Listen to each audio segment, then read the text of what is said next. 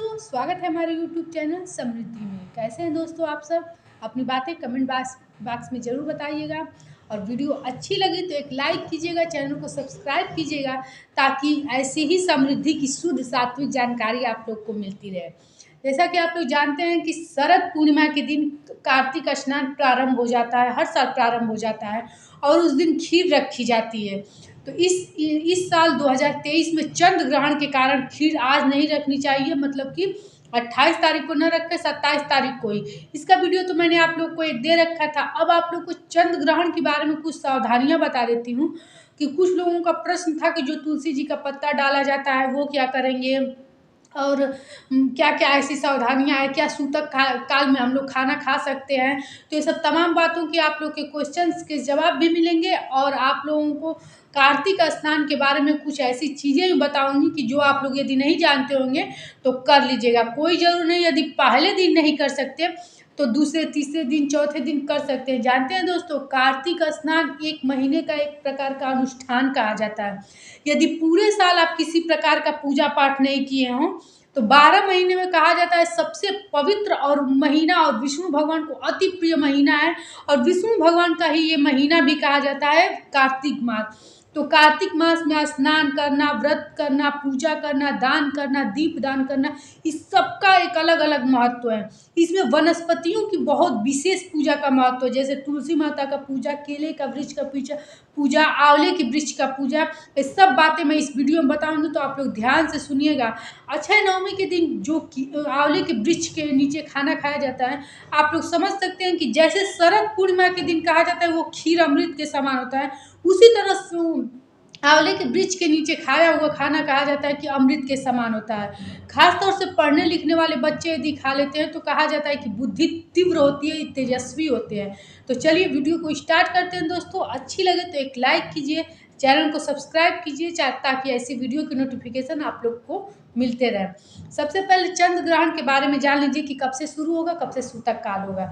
देखिए, चंद्र ग्रहण आप लोगों को मिलेगा 1:06 पे रात्रि में और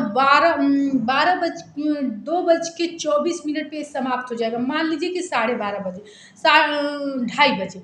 तो ऐसे में आप लोग को कुछ रात में तो करेंगे नहीं, सुबह उठ करके आप लोग जो स्नान करके साफ सुथरा करके घर में गंगा जल छिड़क के, गंगा जल डाल करके स्नान करके पहले कुछ दान कर लीजिएगा। मैंने एक वीडियो भी डाला है जिसको आप लोग चेकआउट कर सकते हैं। और उस दान को जानते हैं कि तुरंत घर से बाहर निकाल दिया जाता है किसी सफाई कर्मी को, या फिर से शुद्ध मतलब डोम वगैरह को दे दिया जाता है। ये भी हो गया। अब आप लोग को मैं बता दूं कि जैसे कुछ लोग प्रश्न पूछे थे कि जो पानी में या फिर मलाई, दूध, दही में हम लोग तुलसी पत्ता डालेंगे उसको क्या करेंगे। कुछ नहीं कीजिएगा, साफ हाथों से चम्मच से आप लोग उस पत्ते को निकाल करके जहाँ भी पूजा पाठ का सामान प्रवाहित करने के लिए रखते होंगे उसमें रख दीजिएगा, बस यही होता है। लेकिन उसको उसमें डाले मत रहिएगा, ध्यान से निकाल दीजिएगा।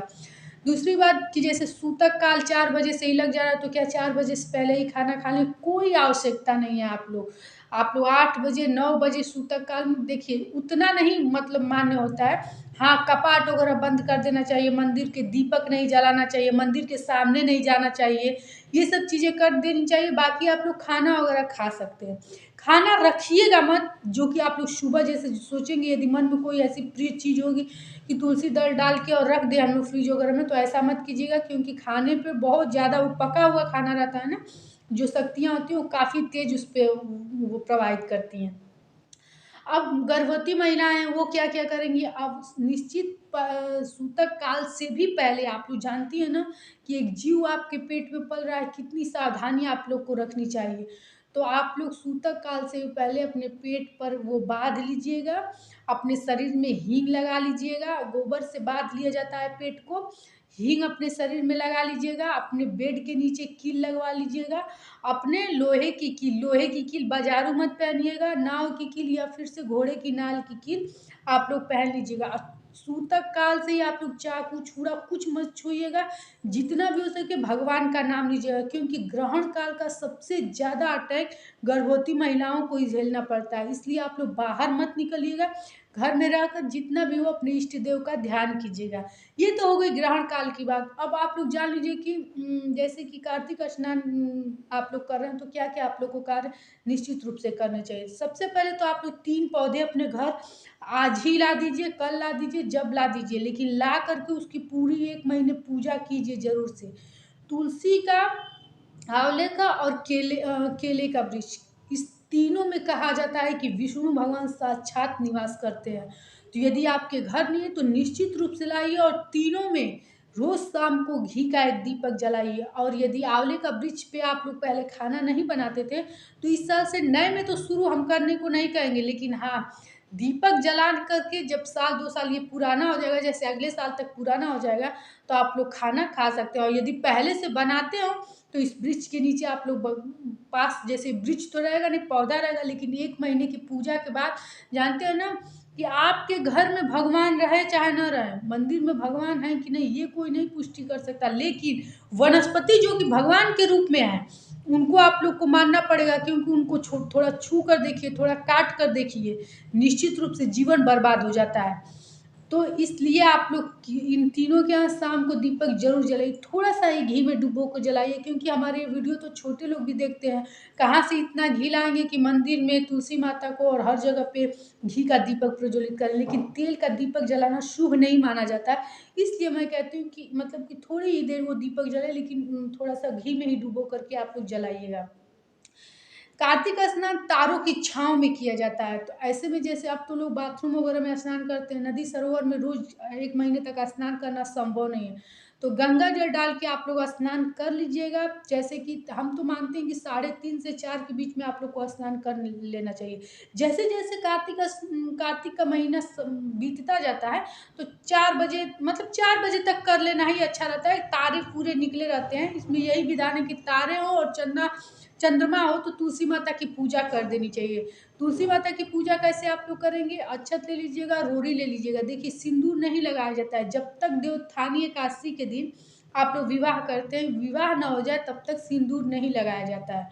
तो देवोत्थानी एकादशी के पहले आप लोग रोड़ी लगाएंगे, 2 पत्ता 5 पत्ता पे रोड़ी लगा करके उनको टीका लगा करके और कुछ भोग प्रसाद लगा दीजिएगा। दीपक सुबह में भी दीपक जलाया जाता है, और दीपक जला करके आप लोग दीपक के नीचे थोड़ा अक्षत रखा जाता है, आसन दिया जाता है, इससे कहा जाता है लक्ष्मी का वास होता है। देखिए पूरे महीने का जो 1 महीने का अनुष्ठान होता है ना, इसका सिर्फ एकमात्र है कि विष्णु प्रिया और भगवान विष्णु की और लक्ष्मी माता की आपके घर में वास होगा, कृपा होती है, इसीलिए ये 1 महीने स्नान ध्यान सब लोग करते हैं। यदि आप लोग पर जैसे शनि की 7.5 या ढैया है तो पीपल के वृक्ष में रोज सुबह 1 लोटा जल जरूर काला तिल डाल के दीजिएगा, और अपने नहाने के पानी में भी थोड़ा सा काला तिल जरूर डाल लीजिएगा। इस प्रकार स्नान कीजिएगा। अब क्या क्या निषिद्ध चीज़ें हैं जो इस महीने में आप लोग को नहीं खानी चाहिए, देखिए क्या, मसूर की दाल तो एकदम मत खाइएगा, मूली बैगन मसूर की दाल एकदम मत खाइएगा। यदि आप लोग व्रत भी रहते हो तो लहसुन प्याज मत खाइएगा, सिंघाड़े का आटा खाना चाहिए, केले का सब्जी खाना चाहिए। ये इन सब चीज़ों का मतलब फलाहार टाइप के भोजन का आप लोग को सेवन करना चाहिए। यदि व्रत नहीं रहते हैं तो कोई बात नहीं, बस लहसुन प्याज का त्याग कीजिएगा, मूली मसूर मत खाइएगा। कहा जाता है कि ज़मीन के भीतर की सब्जी नहीं खाई जाती है, लेकिन ये संभव नहीं कि आलू वगैरह सब कुछ आदमी त्याग दे। वैसे तो है ही नियम कि स्नान करने वाले जैसे ज़मीन पर सोएंगे, लेकिन कोई बात नहीं है, ठंडी का मौसम है और बहुत सारे लोगों के कमर वगैरह में दर्द भी रहता है, तो आप लोग साफ चादर वगैरह बिछा करके भी बिस्तर पर भी सो सकते हैं, कोई दिक्कत नहीं। क्योंकि जैसे मान लीजिए गंदगी है, बच्चे ही हैं, आते हैं कूदते हैं फांगते हैं, तो इसलिए साफ चादर पे आप लोग सो सकते हैं। एक चीज़ और, कार्तिक मास में जब जैसे हम लोग 3 बजे 3:30 बजे उठ करके स्नान करेंगे, पूजा पाठ करेंगे, तो 4-5 बजे तक लोग पूजा पाठ कर रहे थे, उसके बाद आंखें झपकने लगती हैं। तो देखिए स्नान का सारा फल मिट जाता है, कहा जाता है सो जाने से। तो दोपहर में सो जाइएगा, लेकिन सुबह में कभी मत सोइएगा। कार्तिक मास का कथा सुनिएगा, भजन सुनिएगा, 1-2 सुनिएगा, तब तक सुबह बिल्कुल हो जाता है, लेकिन सोइएगा मत। सोने से सारे पुण्य जो होते हैं वो खत्म हो जाते हैं। इसके बाद से दोपहर में भी यदि सोइएगा तो तुलसी का पत्ता अपने सिर के पास रख करके ही सोइएगा। ये थी आप लोगों को कार्तिक मास से जुड़ी हुई कुछ ज़रूरी बातें। अब इसमें आप लोग को यदि कोई संशय हो तो बेझिझक कमेंट बॉक्स में लिख करके पूछिएगा। समृद्धि आप लोग को शुद्ध सात्विक जानकारी देती है, इसके लिए एक लाइक कीजिएगा, क्योंकि आप लोग के लाइक से हमें बहुत प्रेरणा मिलती है। कार्तिक मास में यदि आप लोग के घर लड्डू गोपाल शालिग्राम है तो विधिवत पूजा पाठ कीजिएगा, क्योंकि ये 1 महीने के बाद ही देवोत्थानी एकादशी के दिन जब उनका विवाह होता है तो उसी दिन कहा जाता है कि विष्णु भगवान योग निद्रा से उठते हैं। तो आप लोग पूरे 1 महीने का ये अनुष्ठान नियमबद्ध होकर के पूर्ण कीजिएगा। निश्चित रूप से आप लोग को विष्णु प्रिया की कृपा मिलेगी। फिर मिलेंगे एक नए वीडियो के साथ। जय श्री राम।